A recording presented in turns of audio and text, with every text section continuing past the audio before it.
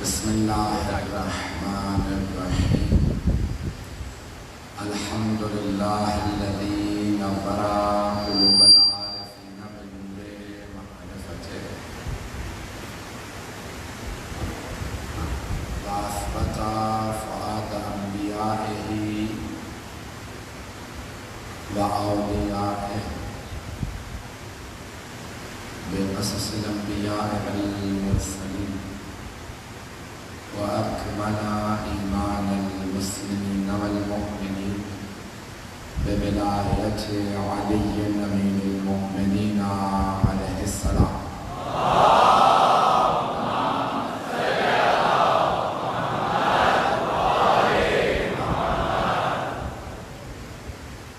والصلاة والسلام والتحية والإكرام على أفضل الموجودات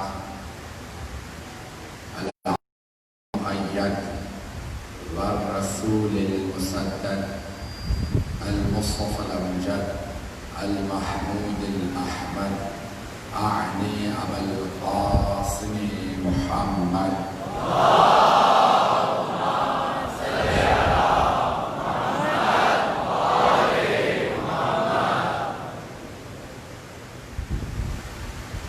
وعلى روحه ونفسه وصهره ومسيحه سيد الأتقياء والأصفياء مولى الموالي إمام المتقين علي بن أبي طالب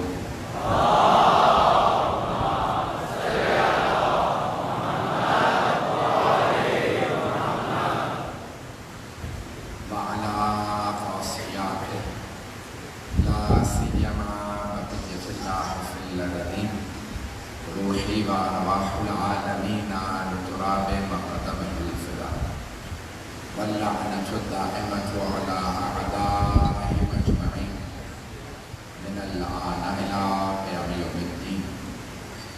أما بعد فقد قال الله الحكيم في كتابه الكريم بسم الله الرحمن الرحيم وقال ربكم ادعوني أستجب لكم إن الذين يستكبرون عن عبادتي سيدخلون جهنم داخرين. صدق الله العلي العظيم. صلوات.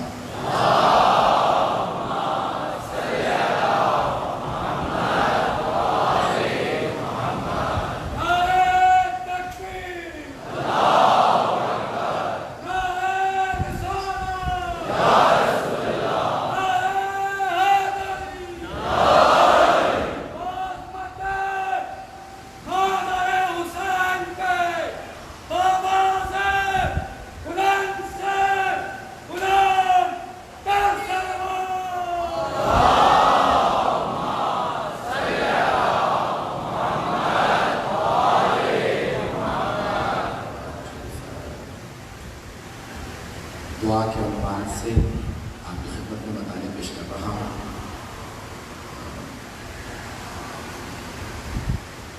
چاہوں گا کہ میں نے کل بات شروع کی تھی اسے کو جاری رکھوں. اللہ سبحانہ و تعالیٰ دعائیں سننے والا ہے اور اللہ سبحانہ و تعالیٰ چاہتا یہ ہے کہ بندے مانگیں. حدیث کے الفاظ ہے رحم اللہ عمران دعا فالح علیہ. اللہ رحمت نازل کرے اس فرد پہ. صلی اللہ علیہ وسلم.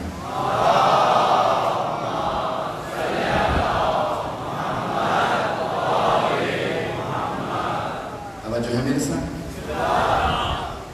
معصوم فرماتے ہیں کہ اللہ سبحانہ و تعالیٰ اس فرد پہ رحمت نازل فرمائے کہ جو جب مانگتا ہے تو اس پہ بار بار اصرار کرتا ہے, بار بار مانگتا ہے. اللہ کو اس کی بارگاہ میں مانگنا پسند ہے. ایک دفعہ مانگا, 2 دفعہ مانگا, پھر دعا کو چھوڑ دیا, اللہ سن نہیں رہا. اللہ چاہتا نہیں بار بار مانگو. چوتھے امام فرماتے ہیں کیوں کسی کی سن لیتا ہے کسی کی نہیں سنتا؟ سننا چاہیں کسی کی اللہ سن لیتا ہے کسی کی نہیں سنتا. سنتا سب کی ہے. کچھ کی دعا اللہ کو سننا اتنا پسند ہوتا ہے کہ اللہ فرشتوں سے کہتا ہے قبول نہ کرنا, یہ مانگتا رہے, مجھے اس کا مانگنا بڑا پسند ہے. اور کچھ ایسے مانگنے والے ہوتے ہیں اللہ دعا سنتا ہے کہ فوراً عطا کر دو, یہ پھر نہ مانگے, اس کا مانگنا اللہ کو پسند نہیں ہوتا. تو اس لیے بعض اوقات دعا اس لیے قبول نہیں ہو رہی ہوتی کہ اللہ چاہتا ہے کہ ہم مانگیں. ایک حدیث میں ہے کہ اگر روز قیامت کا تمہیں اندازہ ہو جائے کہ ثواب ان دعاؤں کا کتنا ہے جو قبول نہیں ہوتی,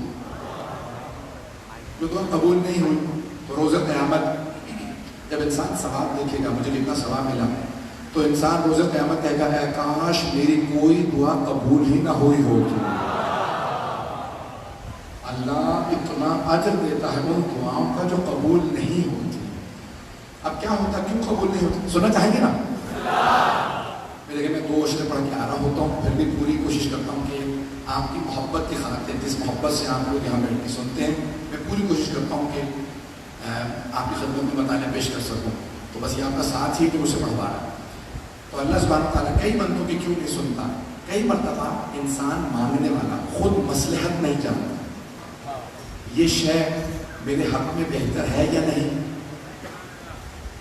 بچہ کئی مرتبہ والدین سے آگ مانگ لیتا ہے, یہ جھولا چل رہا ہے مجھے آگ کے پاس جانا ہے, چمکتی شے دیکھتا ہے, والدین بار بار روکتے ہیں, یہاں تک کہ بچہ رونے لگتا ہے کیوں روک رہے ہیں مجھے, جانا کیوں نہیں دیتے؟ کیونکہ وہ بچہ ہے, اسے پتا نہیں اس میں نقصان ہے, نہیں پہنچا سکا. اس آگ میں بچے کے لیے نقصان ہے, بچہ نہیں جانتا. اللہ جانتا ہے کئی اشیاء آپ مانگ لیتے ہیں آپ کے لیے نقصان دہ ہیں, وہ عطا نہیں کرتا. ایسا نہ ہو میں انہیں دے دوں, ان کا ایمان ضائع ہو جائے. ایک واقعہ پیش کرنا چاہتا ہوں رسول اسلام صلی اللہ علیہ وسلم کے.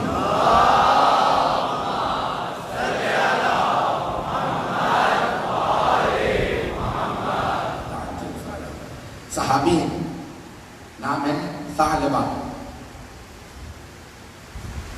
عرب میں جانوروں, پرندوں, کیڑوں مکوڑوں پہ نام رکھنے کا رواج تھا, ابھی بھی ہے. تو بہرحال گیدڑ کو کہا جاتا ہے کہ بہرحال یا لومڑی کو ثعلبہ نام تھا. بہت غریب و فقیر صحابی تھے. مسجد نبوی کے در پہ بیٹھے رہتے تھے. آواز میری صاف آ رہی؟ مسجد نبوی کے در پہ بیٹھے رہا کرتے تھے. جب پیغمبر آتے تو سب سے پہلے ثعلبہ کو سلام کرتے, السلام علیکم ثعلبہ. جب بھی کوئی صدقہ لے کے آتا تھا ثعلبہ کو دے دو. کچھ عرصہ گزر گیا تو ثعلبہ نے کہا کہ یا رسول اللہ مجھے کچھ پیسے دیجیے, میں تجارت کرنا چاہتا ہوں. پیغمبر اسلام صلی اللہ علیہ وسلم نے فرمایا کہ تم ایسے ہی ٹھیک ہو. مجھے نہیں معلوم میری آواز آ رہی ہے یا نہیں آ رہی, سب کو آواز آ رہی؟ تو آپ نے فرمایا نہیں تمہارے لیے تجارت اچھی نہیں ہے, تم ایسے ہی ٹھیک ہو. نہیں یا رسول اللہ مجھے آپ پیسے دیجیے میں تجارت کروں. میں نے کہا تمہارے لیے تجارت اچھی نہیں, پیسہ آ گیا تمہیں نقصان ہوگا, تمہارے ایمان کو نقصان ہوگا. کہا نہیں یا رسول اللہ, بہت زیادہ ضد کی. پیغمبر نے اپنے پیسوں میں سے 2 درہم نکالے. 2 درہم حبیب خدا کے, ایک تو پیغمبر کے, دوسرا رحمت للعالمین کا ہاتھ. پیغمبر نے 2 درہم دیے, کہا یہ 2 درہم جاؤ جا کے تجارت کر لو. تو ثعلبہ نے ایک بکری خریدی 1 درہم سے, اس کا دودھ بیچنے لگے. بکری نے بچے دیے اور ہو گئے. ایک سے کلہاڑا, لکڑیاں کاٹتے تھے کلہاڑی سے اور لکڑیاں بیچتے تھے. ایک اور بکری لے لی, 2 سے 3 ہو گئے. کرتے کرتے مدینے سے باہر انہوں نے اپنا پورا بہت بڑا فارم لگا لیا بکریوں کا. کیا کہتے ہیں, فارم کہتے ہیں. اب بہت بکریاں ہو گئی. اچھا پہلے 5 نمازیں پیغمبر کے پیچھے پڑھتے تھے, اب آہستہ آہستہ نمازیں چھوٹنے لگی. اگر کاروبار نماز سے دور کر دے تو سمجھ لو مضر. پیسہ نمازی بنائے تو اچھا. اب جناب ثعلبہ پہلے ایک ایک دو نمازیں چھوٹنے لگی, کرتے کرتے ساری نمازیں وہیں اپنے کاروبار پہ پڑھ لیتے ہوں گے, یہی کہہ سکتا ہوں. جمعے میں آ جاتے تھے آہستہ آہستہ. نبی اور امام کے زمانے میں جمعہ بازی میں آہستہ آہستہ نماز جمعہ بھی چھوڑ دی.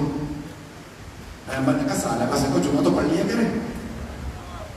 کہا یا رسول اللہ میں مصروف ہو گیا, بڑا آدمی بن گیا. 7 سال گزر کر پیغمبر نے کہا ایک صحابی سے ثعلبہ سے کہو زکوٰۃ ادا کرے, اتنی بکریاں ہو گئی, دوسروں کی زکاتوں پہ پلتا رہا.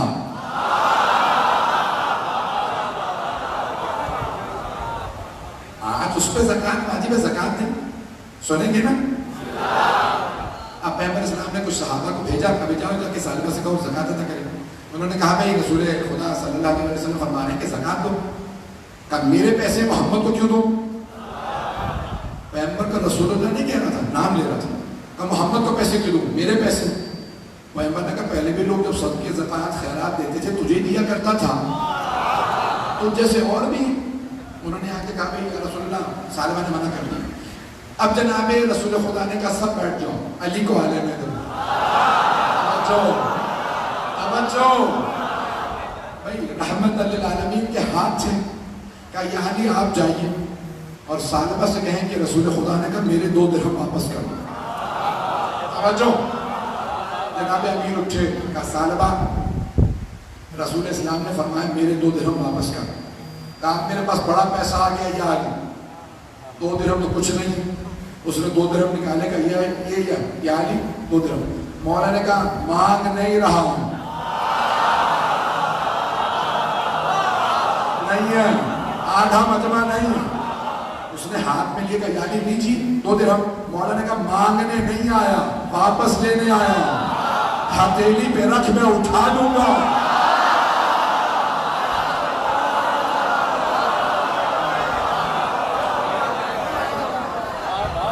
ساتھ رہیے گا. مولا نے کہا ہتھیلی پہ رکھ میں اٹھا لوں گا. اس نے ہتھیلی پہ 2 درہم رکھے, مولا نے اٹھایا. وہ جو پیغمبر نے کہا تھا نا, میں اپنے انداز سے پیش کروں کہ جسے جسے پیغمبر رضی اللہ بنا رہے تھے,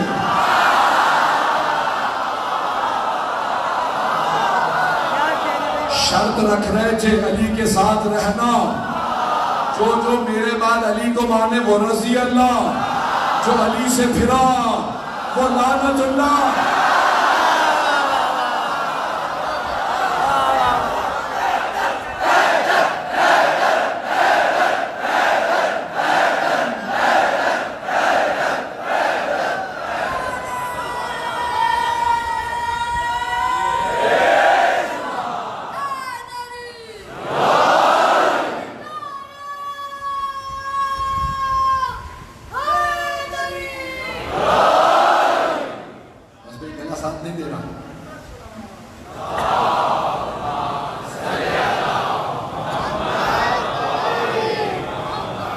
چلتے رہیں گے.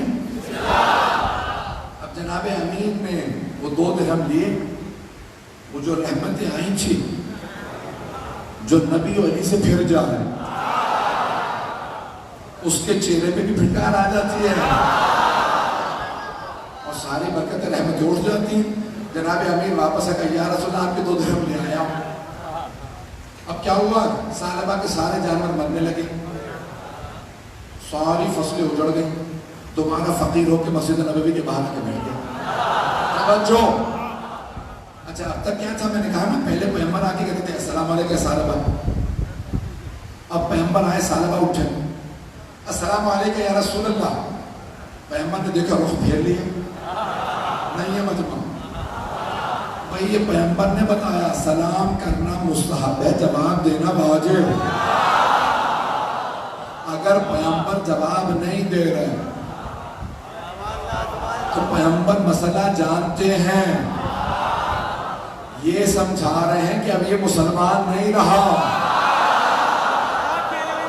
کہ رسول اللہ سے محمد پہ آ گیا تھا. ایک روک کے بات کہہ رہا ہوں, بعد میں کاٹ دیجئے گا, اسی لیے تو کہا تھا. عزیزان گرامی, اب پیغمبر کے بعد جناب سیدہ کے پاس بھی 2 افراد آئے گھر پہ. انہوں نے بی بی کو سلام کیا, بی بی نے جواب نہیں دیا.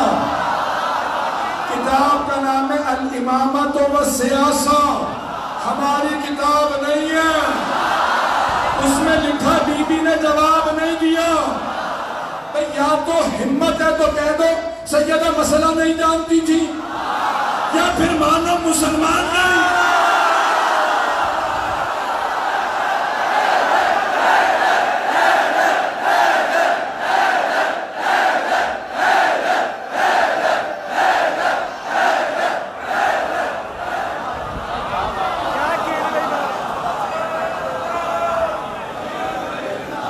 اب جو ہے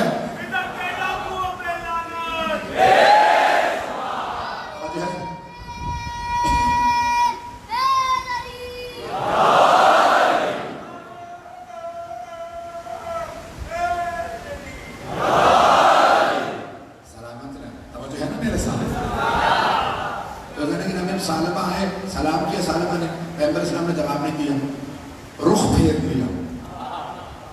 سالبہ دوسری طرف سے آئے, السلام علیکم یا رسول اللہ. پیغمبر نے رخ پھیر لیا. اب کسی نے کہا یا رسول اللہ پہلے آپ سالبہ کو پہلے سلام کرتے تھے, اب وہ پہل کر رہے ہیں, جواب نہیں دے رہے. کہ جب تک اس کا امتحان نہیں ہوا تھا, نہیں ہے, جب تک امتحان نہیں ہوا تھا, چھپا ہوا تھا, امتحان کے بعد کھل گیا. غدیر تک بڑے بڑوں کے عیب چھپے رہے.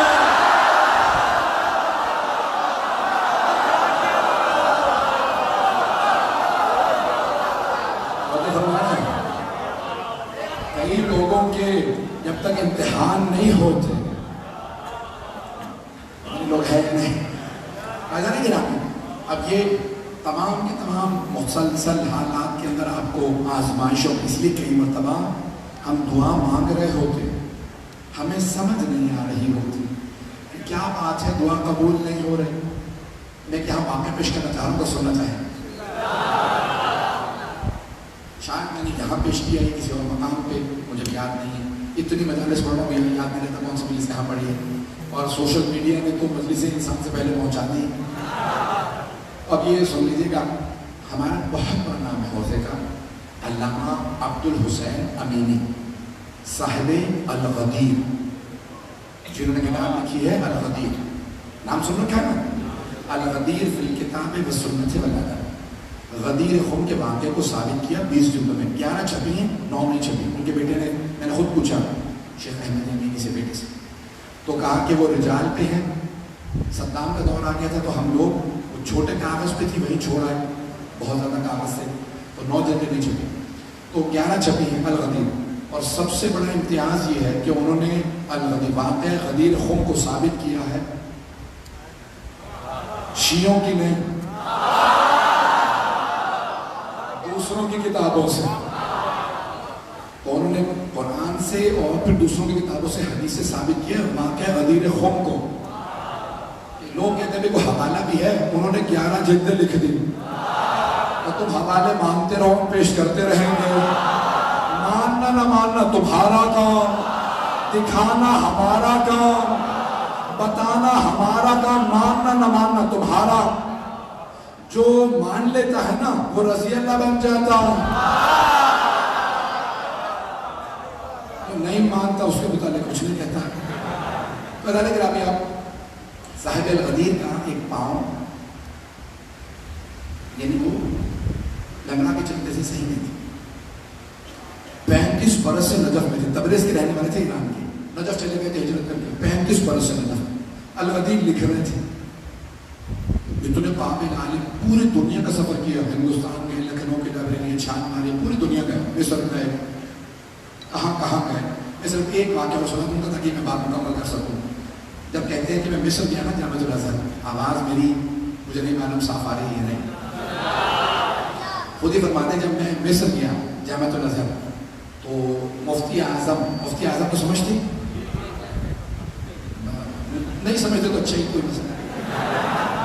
تو مفتی اعظم جامعۃ الازہر نے کہا بھائی آپ کھانے پہ آئے. تو انہوں نے کہا بھی دیکھو میں کتابیں پڑھنے آیا ہوں اور کھانے پہ تم بلاؤ گے اوروں کو بھی بلا لوں گے. میں اکیلا شیعہ ہوں اور میری زبان نہ وہ رکتی نہیں ہے، کوئی چھیڑے گا میں جواب دیے بغیر رہ نہیں سکتا، تو بہتر ہے تم کھانا خود ہی کھا لو. کہنے لگے نہیں آپ آئے. کہنے لگے پھر ایک شرط پہ آؤں گا، کوئی مجھ سے سوال نہ کرے. کہا ٹھیک ہے شرط منظور. پہنچ گئے، کھانے پہ پہنچے تو وہ کہتے ہیں 80 سے زیادہ مفتی بلا لیا کھانے پہ. پورا ان کا جامعۃ الازہر کا ہال بھر کے تمام مفتیان جامعۃ الازہر جمع ہو گئے. علامہ امینی کی شرط تھی سوال کوئی نہ کرے. اب گئے تو ظاہر سی بات ہے نا امام اربا ختم ہے. علامہ شرف الحسین امینی جیسے ہی وہ پہنچے تو مفتی نے کہا آقا ایک سوال ہے.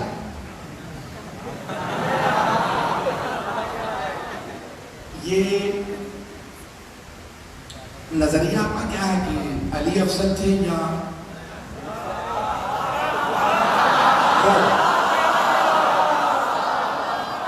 احتیاط سے پڑھا بہت. تو کہا علی افضل تھے وہ. علامہ امینی فوراً مفتی اعظم سے مخاطب ہوا. ان کا دیکھو میں نے پہلے شرط رکھی تھی سوال کوئی نہیں کرے گا تو یہ مناسب نہیں ہے. تو کہنے لگا مفتی اعظم نے اب سوال آ گیا ہے آپ جواب دے دیجیے. سوچ لو. آپ جانتے ہیں نا بہت سی جگہوں پہ شیعوں کو کھٹمل کہتے ہیں، چھیڑوں پہ خون چوس لیتے ہیں. سوچ لو جواب دوں یا نہیں. کہا سوال آ گیا جواب دے دیں آپ. کہنے لگے ایک میرا سوال ہے، آپ 84 کے 84 مفتیان دین سے سب کے سب ایک میرے سوال کا جواب ہے. یہ بتاؤ کہ یہ حدیث نبوی صحیح السند ہے یا ضعیف ہے؟ کون سی حدیث؟ کہ من مات ولم یعرف امام زمانہ فقد مات میتۃ الجاہلیہ. جو بھی اپنے زمانے کے امام کی معرفت کے بغیر مرا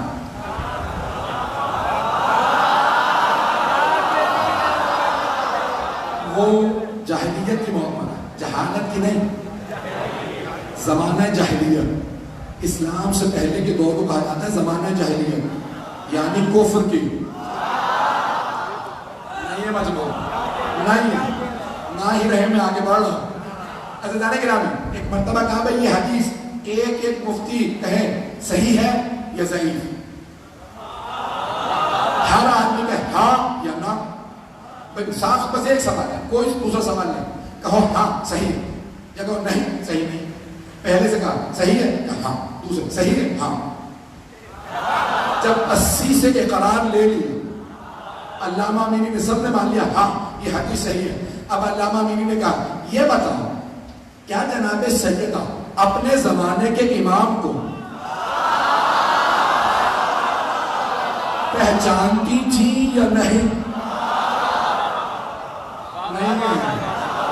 علامہ نے کہا بھائی بتاؤ یہ حدیث صحیح ہے کہ جو اپنے بغیر اپنے زمانے کے امام کے معرفت کے بغیر مر جائے تو جاہلیت کی موت پر رکھا. ہاں اب بتاؤ جناب سیدہ اپنے زمانے کے امام کو جانتی تھی یا نہیں؟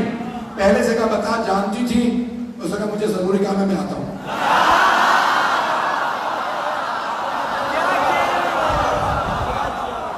علامہ کہتے ہیں میں نے دوسرے سے کہا تو بتا. کہ میں انہی کے ساتھ آیا تھا. دوسرا بھی اٹھا تیسرے سے پوچھا کہ مجھ سے بات نہ کریں. کہ اتنے میں دیکھتے دیکھتے 80 سے زیادہ مفتی سارے اٹھ کے چلے گئے. مفتی اعظم نے کہا آپ نے میری دعوت خراب کر دی. کہ دعوت میں نے نہیں تو نے خراب کی ہے. میں نے کہا تھا کوئی سوال نہ کرے، جواب دوں گا تو مردہ جب بولتا کفن پھاڑ کے بولتا.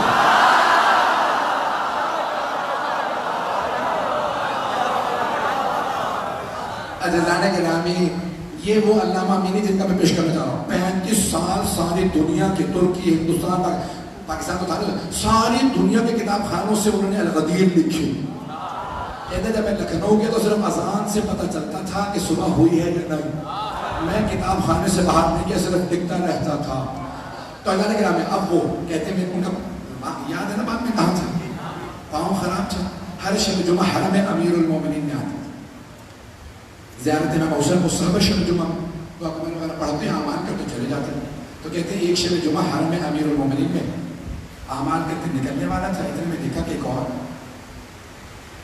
یہ نہیں پتا مومن ہے نہیں ہے کوئی، ایک آدمی گھبراتا وہ اندر آیا، زری پہ ہاتھ رکھا، کہا میں جا رہا تھا زری پہ کھڑا تھا، تو کہا یا علی صبح تک میرا پاؤں ٹھیک کر دے نہیں تو میں ماننا چھوڑ دوں گا. گھبرا گئے.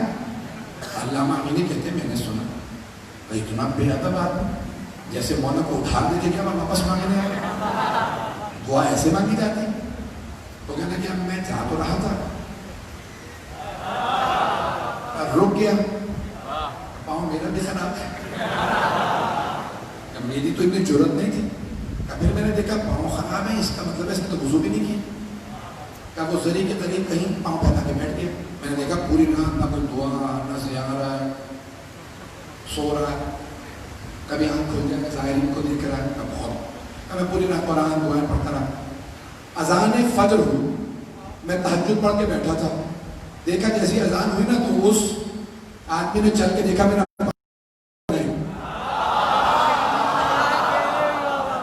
جیسے چل کے دیکھا پاؤں ٹھیک ہو چکا تھا. نہ اس نے نماز پڑھی، زری پہ آیا یا علی شکریہ پاؤں ٹھیک ہو گیا. چلا گیا کہ اس کا تو پاؤں ٹھیک ہو گیا. میرے دل میں ایک بات آئی کہ مولا 35 سال سے میں حرم پہ خدمت کر رہا ہوں، مسلسل مجتہد بنا، اتنے مجتہد بنائے، الغبیر لکھ رہا ہوں، میرا آج تک پاؤں ٹھیک نہیں ہوا. لیکن میری ضرورت نہیں تھی کہ میں مولا سے کہہ سکوں کہ مولا میرے دل میں سوال آ گیا. کہ میں پھر فجر کے بعد زری پہ آیا، دونوں ہاتھ رکھے، روتا ہوا کا مولا اجازت ہے گھر جا رہا ہوں. گھر آ گیا. اب پوری رات جاگتا رہا تھا، سونے تھی. اب صبح جمعہ تھی، کچھ دیر کے لیے سو گیا. کہ جیسے ہی سویا تو خواب میں دیکھا مولا آیا. میں خون ذکر دے رہا ہوں. کہ میں نے دیکھا مولا تشریف لائے. کہ عبدالحسین امینی کیا بات ہے؟ کہ مولا کوئی بات نہیں. کہ خواب میں بھی میری ضرورت نہیں ہو رہی، شکوہ کرے. ادب یہ ہوتا. کہ عبدالحسین امینی کیا بات ہے؟ کہ مولا کوئی بات نہیں. کہ بات سن، جہاں تک مجتہد بننے کا ثواب ہے آخرت میں ثواب ہے. جہاں تک الغدیر کا تعلق ہے نا تو میرا حق ہے کہ تو لکھے.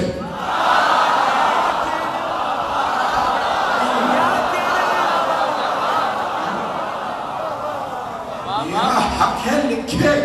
کتنا میں طاقت الغدیر لکھ سکے.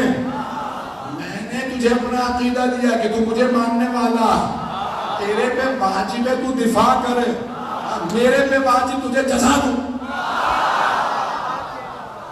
الغدیر میرا حق ہے کہ تو لکھے. جہاں تک تیرے پاؤں کا تعلق ہے، تو جانتا نہیں ہے کہ اس خراب پاؤں کا، بیماری کا آخرت میں اجر کیا ہوتا، اس لیے ٹھیک نہیں کر رہا. تجھے جنت میں کیا ملنے والا ہے. اے عبدالحسین امینی تجھے خود نہیں پتا تجھے کیا ملنے والا ہے.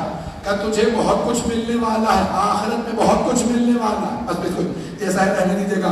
کہ میں اس لیے پاؤں ٹھیک نہیں کر رہا کہ تجھے آخرت میں بہت اجر ملنے والا ہے. جہاں تک اس کا تعلق تھا نا، اس کا اتنا صحیح ایمان تھا. اگر پاؤں ٹھیک نہ کرتا وہ ماننا چھوڑ دیتا.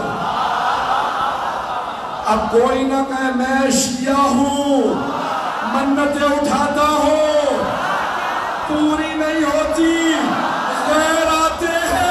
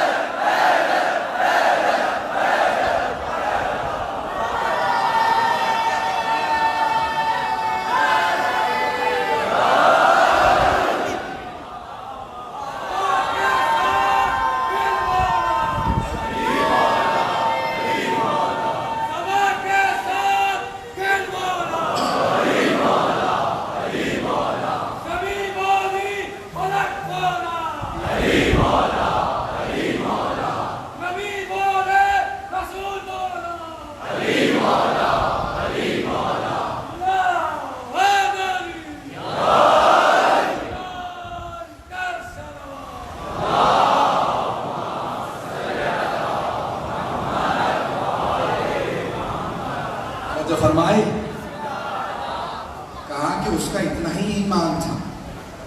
عزیزان گرامی آپ اپنے ہیں. ایک جملہ سنیے گا, آج کے اگر یہ مجلس کا میرا جملہ پہنچ گیا نا, میں سمجھتا ہوں میری مجلس ہوگا. آج کی مجلس کا میری طرف سے یہی تبرک ہے. سنیے گا, آپ مولا نے کیا کہا علامہ امینی سے خواب میں؟ کہا اے عبدالحسین امینی, اگر تم مجھ سے کہہ بھی دینا کہ یا علی میرا پاؤں ٹھیک کر دے, نہیں تو میں ماننا چھوڑ دوں گا, میں تب بھی تیرا پاؤں ٹھیک نہیں کروں گا.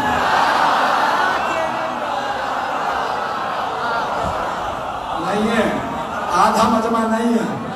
اے عبدالحسین امینی, اگر تم مجھ سے کہہ بھی دینا کہ مولا میرا پاؤں ٹھیک کر دے, نہیں تو ماننا چھوڑ دوں گا, تب بھی تیرا پاؤں ٹھیک نہیں کروں گا, کیونکہ مجھے پتا تو جائے گا تو جائے گا کہاں.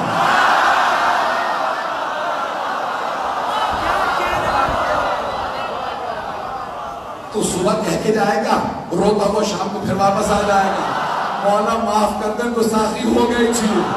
اے عبدالحسین امینی, وہ جو کہہ کے جا رہا تھا بس وہ پھر نہ آتا. اپنے آتے ہیں کام کے لیے, نہ بھی ہو تو مانتے رہتے ہیں. دوسرے آتے ہیں امتحان کے لیے.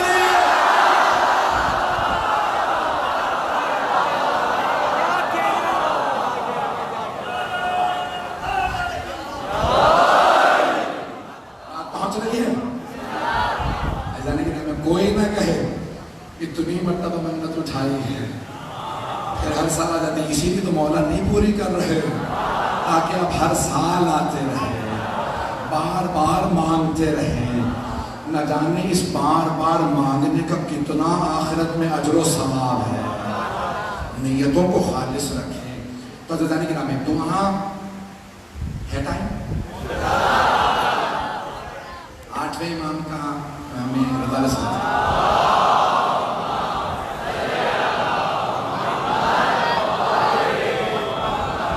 میں جانتا ہوں لوگ بہت, جب آپ پہلو تک نہیں بدل سکتے, مجھے اندازہ ہے بیٹھنے کی باہر بالکل جگہ نہیں ہے اور لوگ کھڑے ہیں. تو 8ویں امام سے کسی نے کہا مولا کوئی ایسا کام بتائیں, وظیفہ بتائیں جو ہمیشہ کام آئے. مولا نے کہا علیکم بسلاح الانبیاء, انبیاء کا ہتھیار ہمیشہ رکھا.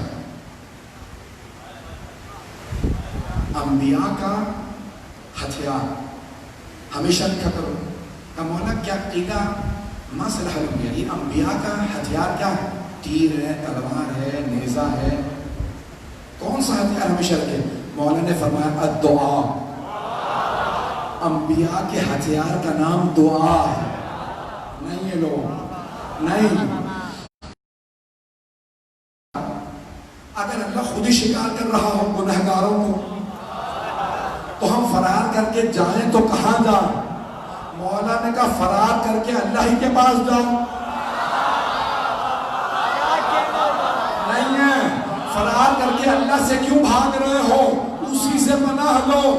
نہیں پہنچا سکا, آپ کبھی کسی ہرن کے شکار, ہرن بھاگتا رہے, آپ شکار کرتے رہیں گے, لیکن اگر وہ بھاگ کے آپ ہی کے پاس آ جا, اب آپ نہیں ماریں گے. ارے اس نے مجھی سے پناہ لے لی.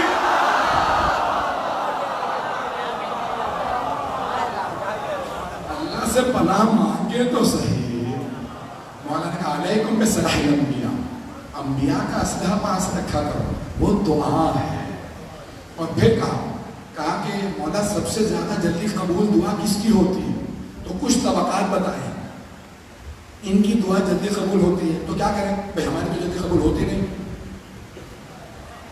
اگر ہم ان میں سے نہیں ہیں, ہماری دعا قبول نہیں ہوتی, تو مولا نے کہا ان سے کہہ دو. نہیں پہنچا سکا. مولا نے کچھ طبقات کی دعا جلدی قبول ہوتی ہے, ان سے کہو ہمارے لیے دعا مانگے. کہا مولا کون کون؟ کہا مہمان کی دعا قبول ہوتی ہے. مومن کو گھر مہمان بلاؤ اور کہا دعا کر دے, مہمان کی دعا قبول ہے. اب جو میزبان کے حق میں, کہ دوسرے مولا کس کی؟ کہ بیمار کی. نہیں ہے لوگ. کہ مولا کیوں؟ کہ کیونکہ بیماری کی وجہ سے خدا سے قریب ہو جاتا ہے, اسے ڈر لگ رہا ہوتا کہیں چلا نہ جاؤ, اور بیماری میں حالات میں کہہ رہا ہوتا ہے میرے لیے دعا کر دو. مولا کہتے ہیں نہیں, بیمار سے کہو. پتہ نہیں لوگ ہیں یا نہیں, سنیں گے ہم. تو اور کہا بیمار سے کہو دعا کریں، بیمار کی دعا قبول ہوتی ہے. کہا مولا اور کس کی دعا قبول ہوتی ہے؟ تو مولا نے کہا مسافر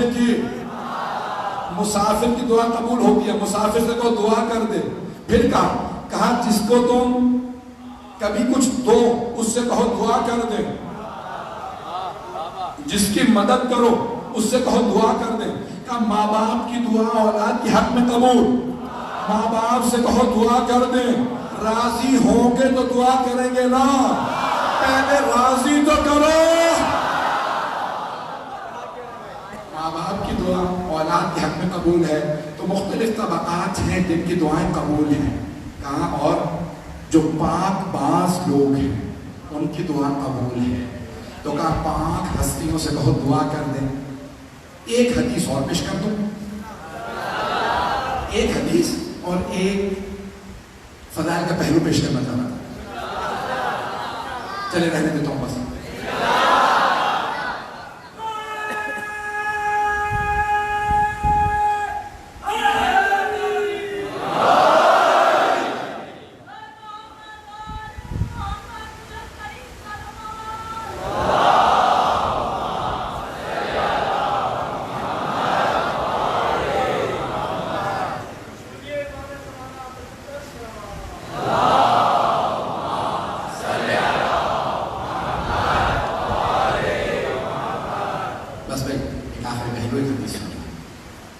چوتھے امام سے متعلق ہے کہ جب بھی آپ سائل کو صدقہ دیتے، کوئی بھی سائل آتا تو آپ اس کو صدقہ دیتے تو ہاتھ کو چومتے تھے.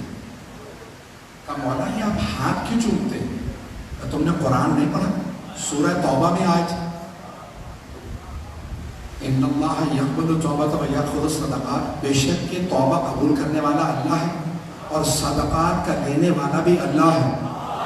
سائل کے ہاتھ کے نیچے خدا کا ہاتھ ہوتا ہے. جب میں سائل کو دیتا ہوں تو ہاتھ چومتا ہوں، میں نے اللہ کی زیارت کی ہے. اب پتہ چلا زیارت کرنے کے بعد چومنا امام کی سیرت ہے،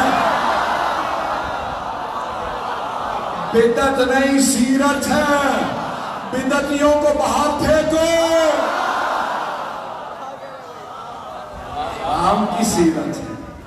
اس لیے کہا جاتا ہے جب زیارت کریں دور سے، میں بھی کہیں پیش کر رہا تھا، آخری جو پیش کر رہا ہوں بھئی ہم ذریعہ مقدس میں جاتے ہیں، ہاتھ لگاتے ہیں، ہاتھ تو میرا ہی ہے، پھر چوم کیوں رہا ہوں؟ نہیں ہے، ہاتھ آپ کا اپنا ہوتا ہے. لیکن ذریعہ کو چومنا سمجھ میں آتا ہے. ذریعہ پہ گیا، میں نے ذریعہ کو چوما، اب ذریعہ کو چھو نہیں سکا، رش زیادہ تھا. زائرین کو دھکے نہ دو کیونکہ کچھ پتا نہیں ان میں کون کون ہے.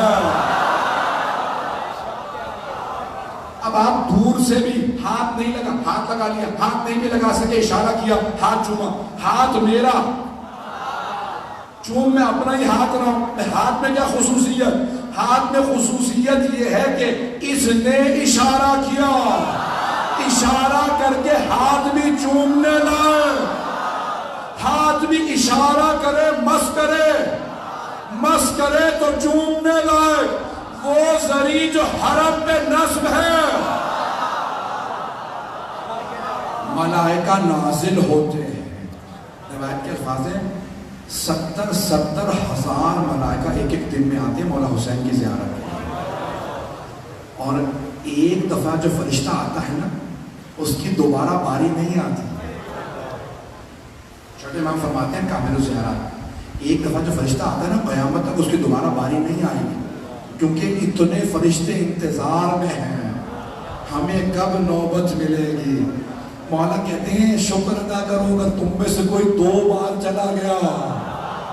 اتنے فرشتے انتظار میں ہیں، دوبارہ نوبت کب آئے گی حسین کی زیارت کے لیے. فرشتے تڑپتے ہیں. جب مولا حسین پشت زلزلہ سے آئے تو سارے فرشتوں نے کہا پروردگار عبادت چھوڑ دی. چھٹے امام کی روایت، سارے فرشتوں نے عبادت روک دی. کا پروردگار انسانوں نے تیرے حسین کو مار دی. تو کہا اللہ نے 12ویں امام کا نور دکھایا، کہ میں اس کے ذریعے اس کا بدلہ لوں گا. فرشتے تڑپ رہے تھے. آج مجھ سے کہا گیا ہے کہ تابوت برآمد ہوں گے. بس بھائی میں جانتا ہوں آپ بہت تھک گئے ہوں گے, سارا دن مجالس کرتے رہے ہوں گے, لیکن میدان کربلا میں ایک بھوکا پیاسا امام سارا دن ناشے اٹھاتا ہے.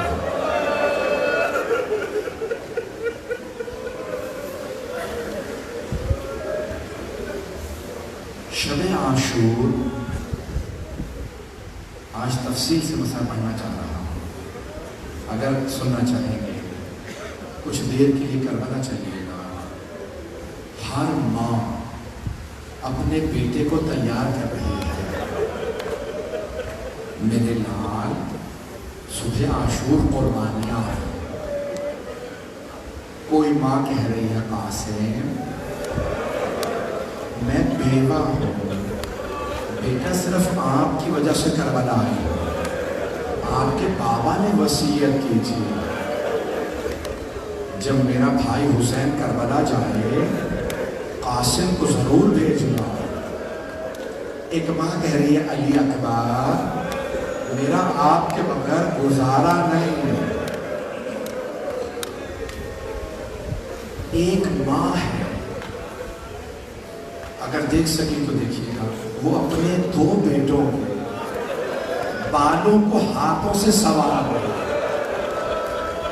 سنوارتی جاتی ہے بال ہاتھوں سے, اور وہ ماں بار بار ایک ہی جملہ کہتی ہے میرے شیروں تم حیدر کرار کے نواسے ہو, تم جعفر طیار کے پوتے ہو. میرے شیروں میری 2 وصیتیں, میرے شیروں کل ہو سکے تو ماموں کے دشمن عمر سعد کو مار دیا. دوسری وصیت ہے میرے شیروں میں جانتی ہوں بہت بہادر ہوں, اگر جنگ کرتے کرتے فرات تک پہنچ جاؤ تو پانی نہ پینا, ماموں کے بچے بڑے پیاسے ہیں.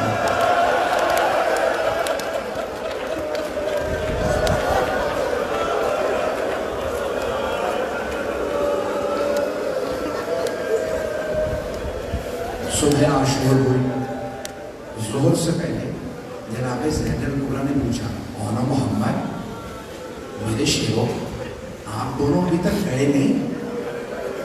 کہا اماں ماموں ہمیں اجازت ہی نہیں دیتے, ہم جب چاہتے ہیں ہمیں روک دیتے ہیں. جناب زینب نے ایک مرتبہ کہا مولانا محمد ذرا عباس کو بلاؤ. جناب عباس تشریف لائے. جی بیوی فرمائیے کیا بات ہے؟ کہا عباس بھیا حسین سے کہو میرے حق کا واسطہ مولانا محمد کو اجازت دے دیں. جناب عباس نے کہا مولا بیوی کہہ رہی ہے میرے حق کا واسطہ. مولا حسین خود آئے جناب زینب کے خیمے میں. زینب کیا بات ہے؟ کہا بھیا میرے دونوں بیٹوں کو اجازت دیجیے شہادت کے لیے جائیں. کیا زینب شاید عبداللہ ابن جعفر طیار راضی نہ ہو. کہا بھیا عبداللہ نے خود مجھ سے کہا تھا زینب اگر جنگ کی نوبت آئے, زینب اگر جنگ کی نوبت آ گئی نا تو مولانا محمد کو علی اکبر سے پہلے بھیجنا, علی اکبر سے پہلے بھیجنا. بس بھائی جناب سید الشہداء نے ایک شہزادے کو بازو پکڑ کے سوار کرایا, دوسرے کو جناب عباس. دونوں بہت دلیر تھے, دونوں نے آنکھوں میں ایک دوسرے سے کہا بھیا میں میمنے سے حملہ کروں گا, تم میسرے سے آنا, پھر ہم قلب لشکر پہ ملیں گے اور ماموں کے دشمن عمر سعد کو مار دیں گے. جیسے ہی دونوں قلب لشکر پہ ملے عمر سعد نے دیکھا, کہا کہ بھئی یہ دونوں قریب آ گئے, ساری فوج سے کہو حملہ کریں. حملہ ہوا, ایک کے سر میں تلوار لگی, دوسرے کے سر میں گرز لگا.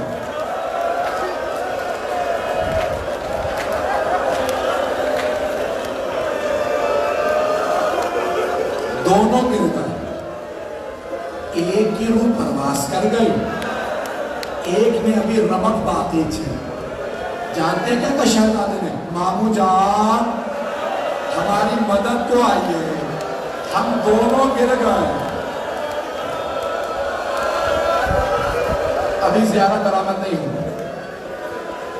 میں بھی پڑھوں گا. آج جناب زینب کو پرسا دینا, آج ام المسائل کو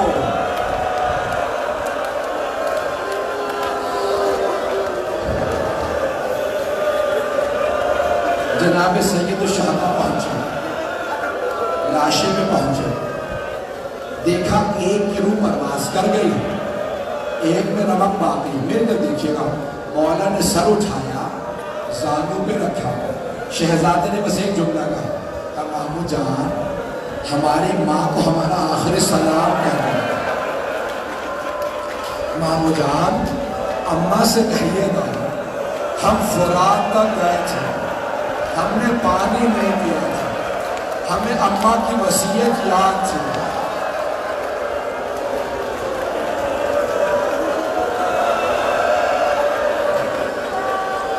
آج جی بھر کے میں پڑھوں گا, آج جی بھر کے روئیے گا, جی بھر کے روئیے گا.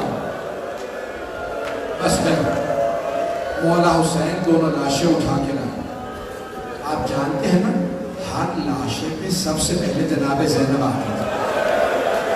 ہر لاشے جب اور محمد کی لاشیں آئی, جناب زینب نہیں آئی. مولا حسین نے لاشیں رکھی, کہا فضا میری بہن سے کہو بیٹوں سے ودا کرنا. جناب زینب کو بلایا, جناب زینب آئے. میرے کو دیکھیے گا, جناب زینب آئے.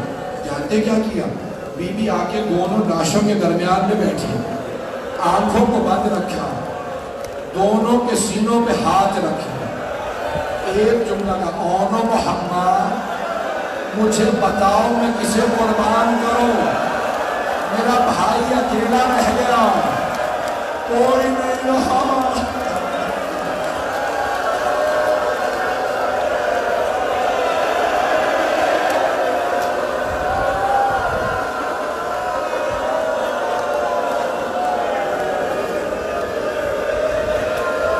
سانس لے لیں, سانس لے لیں, سانس لے لیں تو بے ہوش ہو جائے. میں بھی پڑھوں گا, اگر کہیں تو روک دوں. بس دو جملے. 11 محرم کا دن نکلا, جناب زینب صرف مولا حسین کے لاشیں پہ آئے, بیٹوں کی لاشوں پہ نہیں گئے. جب بی بی کو ناکہ پہ سوار کیا نا, آپ جانتے ہیں نا اونٹنی کی پشت بلند ہوتی ہے, بلندی سے بی بی نے مقتل میں دیکھا, 2 لاشیں نظر آئیں. بی بی نے لاشوں کو دیکھا, آنکھیں بند کر لی, ایک جملہ کا, اونو محمد خدا حافظ, ماں جا رہی ہے.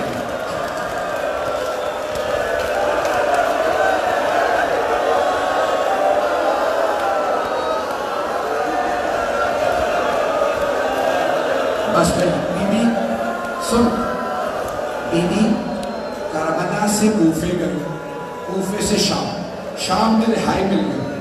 جب رہائی ملی نا, شہداء کے سر واپس آنے لگے. جب اونو محمد کے سر آئے, جناب زینب نے سر جھکا لیا. آنے والے نے پوچھا کیا ان 2 سروں کی وارثہ خیموں میں جن کے مر گئی ہے؟ جناب فضا نے کہا نہیں, بی بی بیٹوں سے ودا تو کر لی. کہا فضا میں علی کی بیٹی ہوں, صدقہ دے کے واپس نہیں لیتی, میں نے حسین کا صدقہ دے دیا. بس نہیں, آخری جملہ, بی بی میرے بھائی کے نہ پڑھا, کوئی برداشت نہیں کر پا تھا.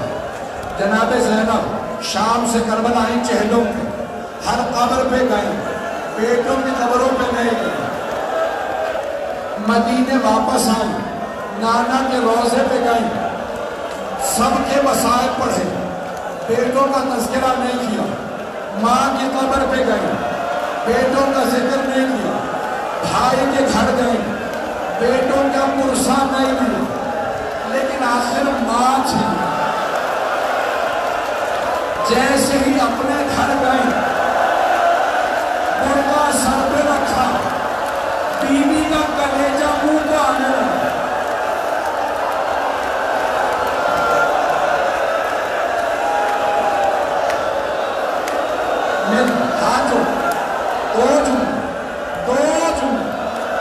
میرا بھائی کہہ رہا مر جائیں.